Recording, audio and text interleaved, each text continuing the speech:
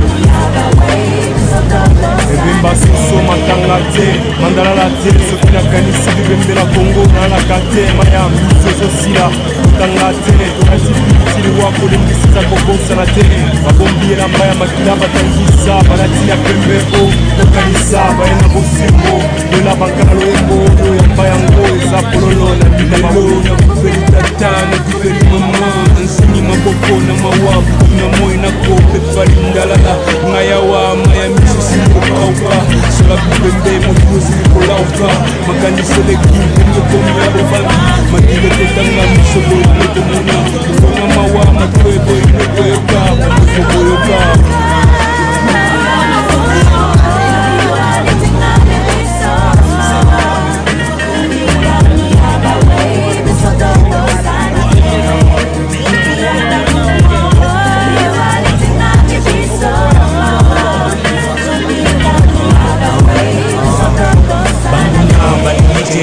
sekisa biso balingi tengike apanza sango balingi teleka batelema yango wana bauti kokoma bandeko na boma jela mwanda matadi inga songololo kiati balzambungu lemba kasangulu kinshasa kusipati likolo ya mabele manga olingitena pema olingitena loba nokita kotuna na bangwa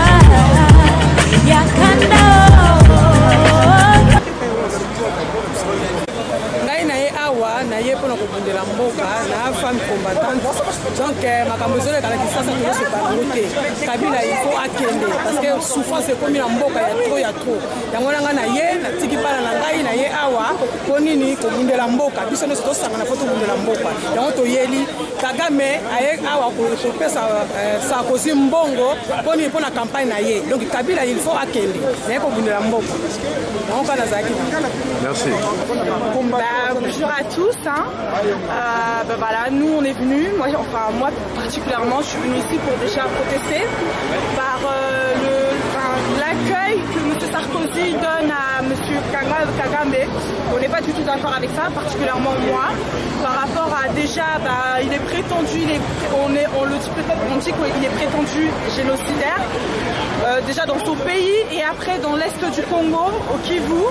On trouve pas ça déjà normal que le président français, parce que moi je suis française, j'habite ici, je réside ici depuis des années, Et je trouve pas ça normal que M. Sarkozy puisse accepter de recevoir un homme qui est prétendu être un génocidaire. Alors qu'il n'y a pas encore eu de procès et plusieurs médias ici en France n'osent même pas dire qu'il y a un président de l'extérieur, donc un président de l'Afrique qui vient rendre visite au président actuel français. Je trouve pas ça déjà normal, c'est qu'il y a un problème. Il y a vraiment un problème. Donc c'est pour ça que moi je suis venue aujourd'hui parce que je suis en colère. Je trouve pas ça déjà normal. Et de deux, on vient aussi parce que je suis congolaise d'origine. Donc je viens pour hausser ma voix, pour que tout le monde puisse entendre qu'on n'est déjà pas d'accord parce que le président est fait et que ce qui se passe au Congo, il faudrait quand même qu'on puisse se réveiller. Il faudrait quand même qu'on puisse se réveiller, que c'est pas normal. Moi personnellement, je pourrais rester ici, hein. Je suis tranquille, je mène ma vie, je paye mes factures, tout se passe bien pour moi. Mais si je me lève, c'est qu'il y a un problème. Et oui, il y a un problème dans notre pays. On n'est pas d'accord par ce qui se passe, parce qu'il y a un président qui est... Mais c'est même pas un président, il n'est même pas de notre pays. C'est un imposteur. C'est un imposteur qui est dans notre pays, qui préside notre pays. Et quand on voit que parmi tous les pays africains, à peu près tous se développent et nous, le Congo, on a du mal à décoller, quoi. On a du mal à décoller avec tout ce qui se passe. Est-ce que vous pouvez savoir que moi, particulièrement mon mari, j'ai sa maman qui m'appelle pratiquement toutes les semaines. À chaque fois qu'elle m'appelle, ils n'ont jamais d'électricité. Vous trouvez ça normal? C'est pas normal. C'est quelque chose qui n'est pas normal. Dans quel pays on vit? Ne jamais avoir de l'électricité, vivre avec des bougies. Il n'y a pas de courant, jamais il y a du courant. Et on dit qu'il y a un président. Non, je pense pas. Je suis vraiment désolée. Donc c'est pour ça qu'aujourd'hui, je viens parce que je suis en colère. Ok, j'ai mis du temps à me décider à venir manifester, mais aujourd'hui je suis là. Je suis là parce que déjà je suis pas d'accord que Nicolas Sarkozy puisse recevoir ce génocidaire de Kagame, du président du Rwanda. Et de deux, parce que dans notre pays ça va pas du tout et il faut qu'on se lève, il faut qu'on se bouge, il faut qu'on se motive tous, il faut que tous les Congolais puissent prendre conscience de ce qui se passe dans leur pays, surtout les Congolais en Europe, parce qu'il faut qu'ils sachent que c'est grâce à nous que les gens au Congo ils vivent. Hein. Je pense que ça ils l'oublient, c'est vraiment grâce à nous. Donc il faut quand même qu'on se bouge pour que par rapport quand les gens là-bas au Congo vont voir que nous on se bouge, eux là-bas aussi ils se réveilleront. Donc c'est pour ça moi aujourd'hui je suis venue parler, je suis venue hurler, je suis venue dire que oui, je suis en colère. Je suis en colère parce qu'il se passe au Congo et qu'il faut mettre fin à cette imposture de président et qu'il faut bouger. Il faut faire bouger les choses parce qu'on ne peut pas rester comme ça. On ne peut vraiment pas rester comme ça. Voilà. Merci. Vous considérez comme combattante ou patriote? Je vais plus dire patriote. Plus dire patriote parce que vu quand même tout le mouvement, tout ce qui se passe, moi je me vois plus comme patriote. Je me vois plus comme patriote parce que dans des années on voudra peut-être retourner. Moi particulièrement je fais ça aussi parce que j'aimerais pouvoir retourner dans mon pays. J'aimerais pouvoir revoir mes racines parce que c'est vrai que depuis que je suis arrivée ici je suis pas retournée. Mais quand on me dit ce qui se passe au Congo, est-ce que vous pensez que ça me donne envie? Ça me donne pas du tout envie de rentrer. Donc moi j'aimerais. Vous êtes là en tant que patriote, pas en tant que combattant. On va dire quoi? Patriote, combattante? Où elle est la différence d'après vous? Où elle est la différence? Moi, on pourrait dire pratiquement que c'est la même chose. Qu'on vient, on est patriote et qu'on vient, on dit qu'on est combattant parce qu'on combat pour rapport à notre pays, parce qu'on veut un changement dans notre pays. Donc on pourrait dire que c'est les deux. On est patriote parce qu'on est d'origine congolaise et parce que les gens, ceux qui ne sont pas peut-être français, disent qu'ils sont congolais, c'est pour ça qu'ils sont patriotes, parce qu'on est congolais. Et combattant parce qu'on se bat, on combat par rapport à ce qui se passe dans notre pays. Donc je pourrais dire que oui, aujourd'hui je suis les deux, combattant et patriote. Voilà. Je vous en prie.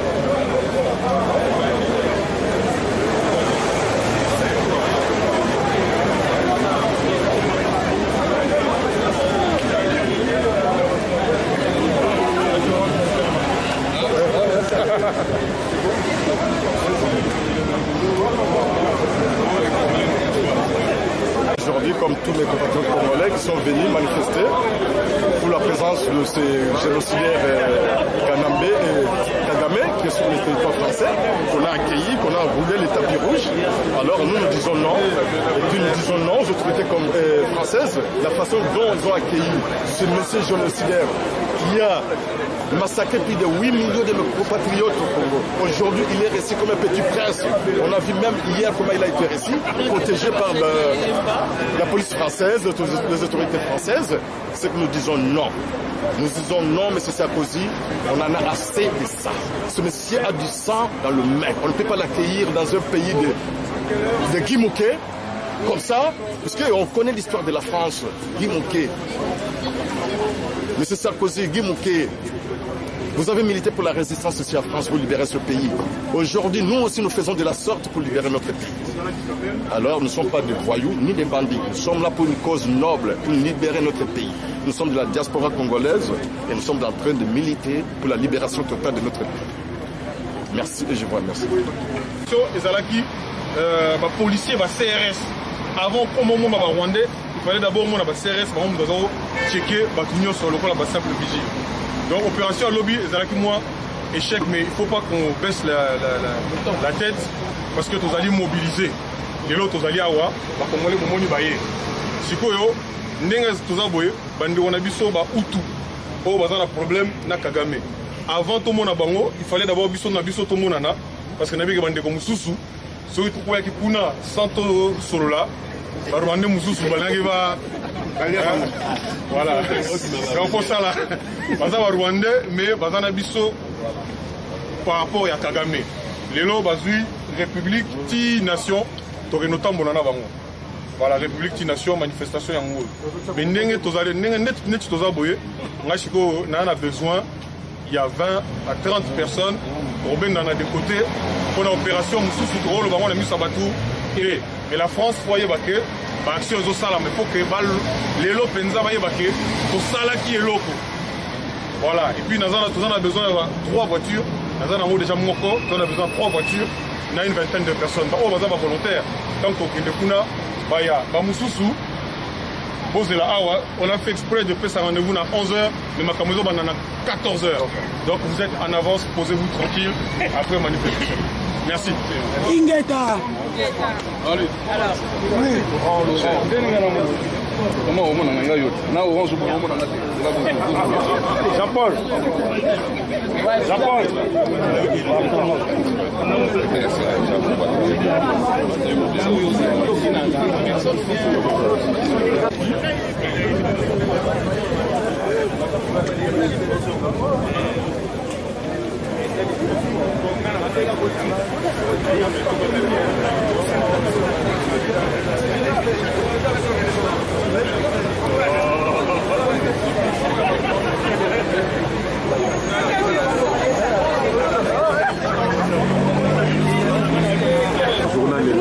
Non, pour la journée Lélo, dès que l'information est allée en France. Donc on dit maintenant que Sarkozy a koyamba mutu oyo azo mabande na biso, o botoli mboka na biso, o azo violer biso ba mama ba tata na ba koko. Yango to telemi biso peuple congolais to telemi na France to lobby non na Sarkozy pour la tina zo yamba mutu. Toza mobiliser toza partout, toza na Trocadéro, toza na Élysée, toza partout, toza marcher. Ndenge za aller to relaxer ba français que biso to telemi te tina libération mboka na biso. Donc non stop pour la côté ka Congo. Pour la complot nyonso bazosala pour la Congo yango na peuple congolais nde eza tolala ki mesiko tostola muki mundela kosaka na biso sute bandeko na biso bozolala nanu bolamuka na pongi mboka na biso ozokende ngongo etikali mukuse Congo nini bokotikela bana na bino Congo nini bokotikela bakoko na bino bozolala ba pongi na ndako mundela atongaka mboka ne mundela telemaki abundaki kwa libere mboka na ye tengo bayeko kuta mundela sa tongi mboka bino ba 20 bazoko mimona poto ngo bino botongaki yango mboka na bino kuna obokende kovanda nala kotongela bino Congolais telema yoka soni na mboka batu kele kotonga mboka na yo mundele pe aya kovanda pe na mboka na yo mboka na biso etondi ba richesse etondi nyonso o nyonso o eza na kati ya poto o ezo uta na mboka na biso pona kozanga mutu pona kozanga mayele na biso yango bozomona tosia kovanda awa totiki mboka na biso totonga ngo te yoka soni na poto Congolais totelema tobotola mboka na biso tokende kotonga. Merci ndeko nanga ti la libération ya mboka na biso toza kotelema tokotika te tingeta. Bonjour les Congolais. Bon, on a par rapport à tout ce qui se passe dans Mboka na biso. Tolembi, bacheno bakangi biso faut tolongolango parce qu'on en a marre de tout ça. L'hypocrisie, Europe, Amérique, Asie, tout ça, c'est de nouveaux trucs qui sont en train de venir, surtout les Chinois. Mboka na biso, donc, il faut libérer en haut. Les Andais, il faut réunir tous les Congolais, les Congolaises, tous nos enfants, parce qu'on est à terre promise, Mboka. L'avenir, ça se trouve au Congo, l'avenir, ça se trouve en Afrique entière. Si on ne se bat pas, donc c'est fini, et nos enfants, nos mamans, tout le monde, ça sera dans un puits. Donc il faut vraiment tout bungama, tout kangama, tout tambola, tout sangana, tout tombola mboka et puis tout makambo. Merci. Est-ce que c'est échec Nanenge Paul Kagame ayaki lobby lelo siko ba Congolais ba manifester lelo. Est-ce que message ngo ekende vraiment esika ya zali ou bien esika ba autorité bazali? Message c'est kendaki. Message à sa joie qui yango ana yo moko zomona c'est sûr Ozali. Il y a des keufs qui sont blindés partout. Qui sont blindés partout. Message au Bisoto Zoninga par rapport il y a Est Kivu. Parce que cette partie Wana, je pense qu'ils ont envie de prendre cette partie pour que ça soit dirigé par des Rwandais. Il est déjà dirigé par des Rwandais. Mais surtout Lali, mais trop donc on est foutu. On est foutu. C'est tout quoi. Merci. Bandeko Babolingo, Oyebi na malamu bino nyonso, likambo ya mabele. Vous allez koningisa mikili nyonso bandeko na biso basili kokufa liwa somo na Kivu Bunia ya Mbandaka Kongo ya kati Kongo ya Kasani Pinote mwana mboka na mka banguna bakoteli biso batangisi makila na kati ya lupango basali soni na bana geto sikolo balingi kokendo sokuna maboko ifuku mitano sili kokende ifuku mitano balingi babomba yango mitano ekuwe kuzala nayo mitano bane kuzosiyano wakaka na wadada wanateswa juu ya vita wamelia mingi mpaka machozi zina wakauka watoto wanaiba wazazi wana kazi ya bunduki na panga uzuni sana wandugu wanachinjwa kama nyama usitie moyo Ulaya kaka hawana mlaka na tabu zetu miaka 10 zimepita kazi yabo ni kucheza na wasinga wetu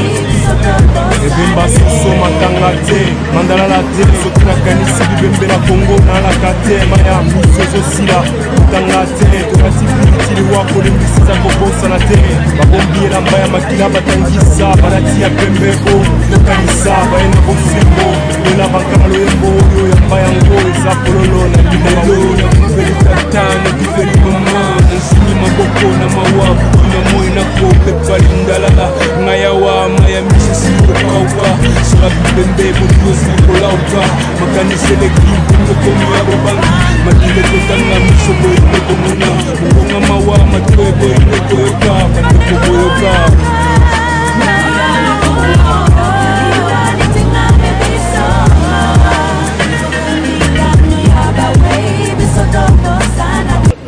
Donc, nous, ce qu'on vous propose, il y a déjà une centaine de personnes à Sèvres. Il y a 2-3 bus qui sont en train de tourner, là, qui viennent de Belgique et Hollande. Si vous voulez venir avec nous, on y va. Quelle question encore? Alors, on y va, on prend le bus 8. Oh non, le métro. Métro 8. Après, on prend le métro. Après, on prend le c'est 9. Non, 9. Donc, ils sont tous là. Si vous voulez, on peut y aller comme ça. On n'a pas de problème. Voilà. Si vous voulez. On y va, à pied. Vous boulotez. Écoutez. On y va.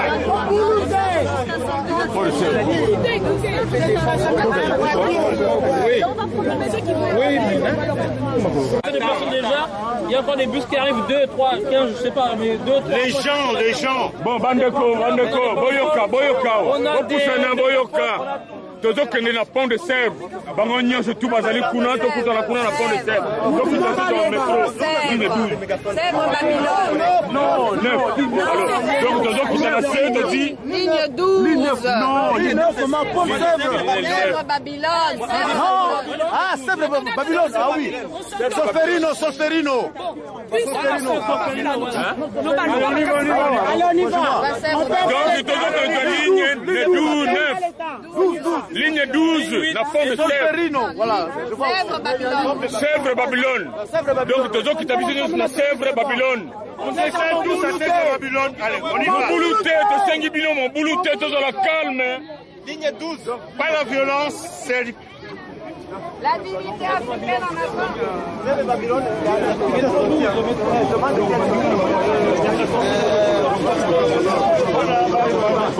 Sur la pont de Sèvres. Mal organisé tout ça? Non, pourquoi c'est un peu mal organisé? Parce qu'on ne sait pas trop... Non. Chaque bon sergent, c'était un point de relais. On devait venir ici à République. Il faut savoir qu'on est dans le mouvement. Il faut savoir bouger. Ce qui s'est passé depuis hier n'est pas anodin. Je pense que vous avez vu que le président du Sénat a refusé de recevoir M. Paul Kagame. Donc les choses sont en train de bouger. Il n'y a pas du tout de désorganisation. Il y a juste un petit changement de programme. Donc là, vous avez entendu, on va de Sèvres à l'Assemblée nationale. On va faire en sorte qu'on nous reçoive, pour faire entendre la voix des Congolais. Voilà, merci.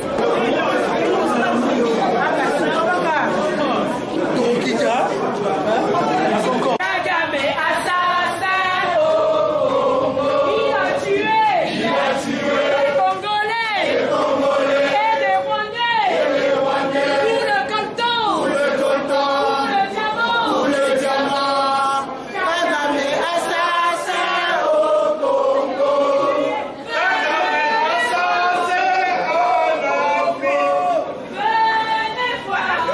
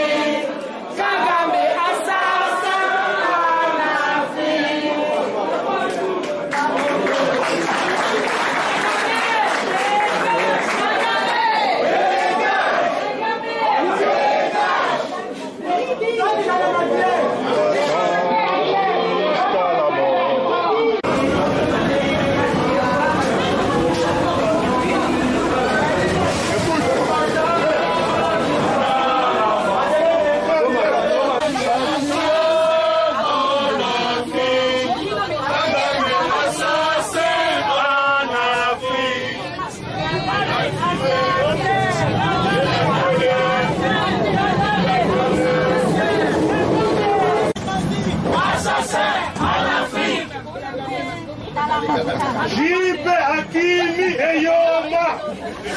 Jipe Hakimi Eyoma. Jipe a fui. Il a fui Eyoma.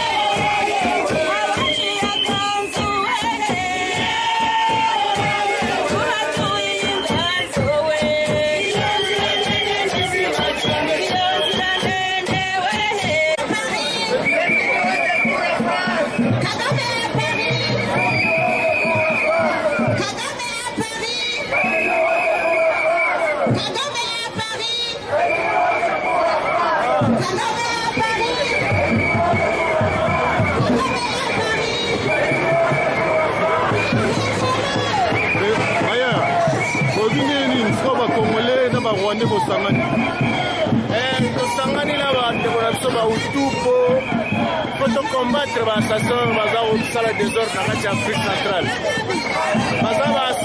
En tant que musicien engagé. Oui, en tant que musicien, il faut toujours contre les musiciens, mais il y a aussi cause. Il y a des combattants ou il y a des patriotes, ou bien les deux. Je suis un Congolais, né au Congo, de père et de mère, 100% Congolais. 100% Congolais, de père et de mère. Congo est un Congo. Congo, il y a une façon de se monde. Alors, tant qu'on a vendu, on a un combattant, résistant, depuis Nabotama. Mais les lots sont à Télémibo. Quand on a mis un mongo, il fallait que l'on ait pour le peuple congolais. Parce que Makambo Kagame, la conspiration, il y a Kanambe, Joseph, ceux qui Kabila, ceux qui Nani, Hippolyte. Na ba masane ba John Numbi, boyebe longe obomona na Tanzanie, na Kigali, na Uganda, na Kampala, partout. Que toyebani tomona na ba msubu zaki na ba lieutenant. Lelo na ekuta bino na Kinbo comme ba colonel banane. Nga pe na ki soda, nga na breveté para sergent na Kitona. Donc yango lelo na ngina lo baboy. Lelo toye ko expliquer na Kagame ke makambo nyonso ya sala. Na ba conspiration ya ba colonisation ya Est ya Congo ba ko préparer na yo Sarkozy. Yeba ke biso lelo yo toza ba français pe ba congolais d'origine. Yo déjà au foot on a élection. Et puis toujours que nous sommes à l'élection. Donc boy ba ke to préparer qui candidat na biso ya Titi. Abu Opia. Ou yé ou rien. Alors, na biso no so bana Congo, ba résistants, ba compatriotes, tous les grandes plateformes. Restons ensemble. Nous devons remettre les solos que oh ndé boya leki oh nda sali boté. Biso nyo sukoze ya moko Kabila dégage. Je resterai, je finirai un jour combattant et résistant toujours. Et pour vous la musique c'est fini? La musique, ça se fait dans le monde. Moi, je joue la musique war. War music. La banda obeta ngo depuis na mwa muke. La musique yo to beta ki na ba kofolo mile na ba nini yango wana ndezo mfeliso mboka sima. Lelo photo ede bana na biso. Boka ka ba bilo na boka isa ba poezi. Shamu kwale mama pesa ngambongo. Nga wiriki mbamba na yo kipasi na mboka Kongo. Aboninga. Abeta kabiso, nous n'avons pas déjà. Papa nanga congolais, maman nanga congolais, ils sont des bas congolais, 100% bas congolais. Donc, et tout le monde a moko, régime occupation dehors, où on vous arrête tous. Donc, même si on a boulot, on a aussi. Bana bochai kuna ya kulu na to tinda bango na classe. Ba ménisé ben ingénieur ba tuminene ba otonga Congo. Bino nde classe na bino zakuna. Bino nyonso surtout ba collabo. Donc na ebité ngana oya na kisasa ta lobby. O bosa la possible boma Floribert Chebeya. Nga komona nga Floribert Gonzo. Donc ba Floribert si boma biso. Na obangelo hotel nga soda kutu. Ba beta ngai na basarma na yebi nyonso. Na goya na nga kisasa tangu na kolinga goya. Na utaki kuna bomona yenga na zalaki na kini na leka na ba tele tu. Puis na expliquer bino moyibi na busoto boko sala. botongi bandako milai bosoto bosa na ndako wana place ya kotiango eyati centre d'épuration ya te mai eza te loko eza te tala couche ya basache na kisasa bana baopela babronchite bamaladi okutu biso otikaka te na kini epe kisi eya te soki kisi eyali ça coûte combien oloba nanga 5 chantiers je regrette beaucoup mais l'air a sonné tokei na baélection soki boboyi élection tokosalisa élection oyo mpenza tokozoya chichi biso mona maboko wana nga na koya po le 6 décembre toza na kini tokoya ata 7 avion tokobongisa déjà tokoya donc bana Congo tene bon surtout oyo boza na Kinshasa botika makambo tika na ye kaka azala na ye kaka asali nini po azala wana yego ayaka kutu bakobenge commandant 100 grade 6 mois après abomi musée akomi lieutenant-major oza lieutenant-major bakendaka il faut comme un technicien d'état-major donc il faut aller à l'université militaire ici en France il y en a à Saint-Cyr en Belgique il y en a à Louvain aux États-Unis il y en a au Texas là où on forme des rangers c'est comme ça.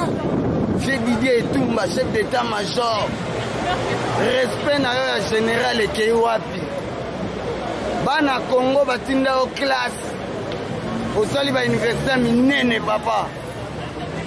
Ya ba chef d'état-major oyo atanga classe. Mais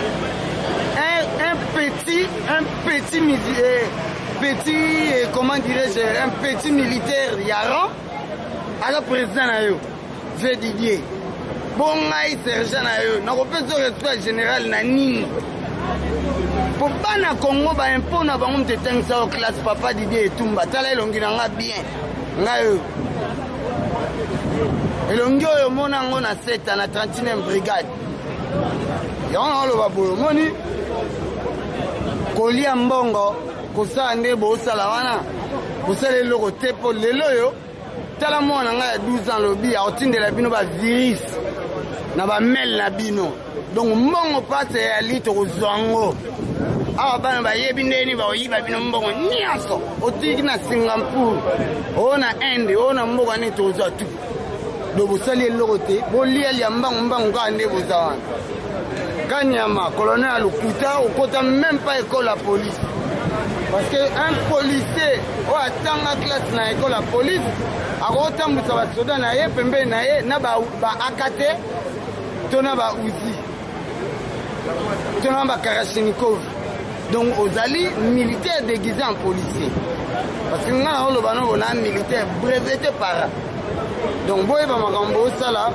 bokosambama bata 32 ans tobikisaki bino na banzanga tobikisaki bino mpo na mawa papa Mobutu ndenge akufi lokwa bolole ale yo ye oyibi 2 millions kimi na Bruxelles lelo ozongisi mbangu oyoki mosi olala bapapa na biso na mbandaka lokwa baninga na yo mpo okomi na elongi ya tata na yo oye sikoyo osaka lisu na congolais lisusu encore tokozwa solution na yo.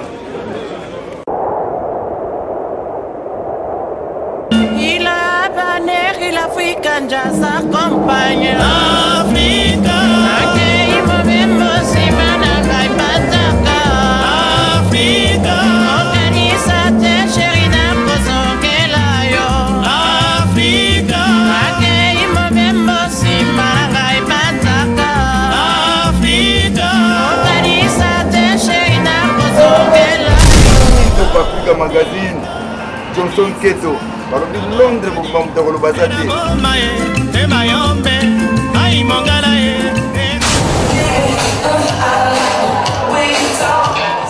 Top Africa Magazine.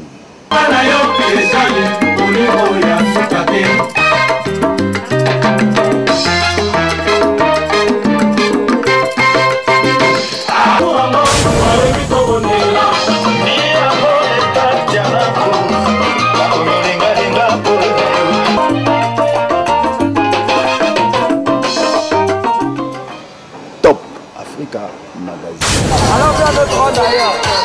Moi,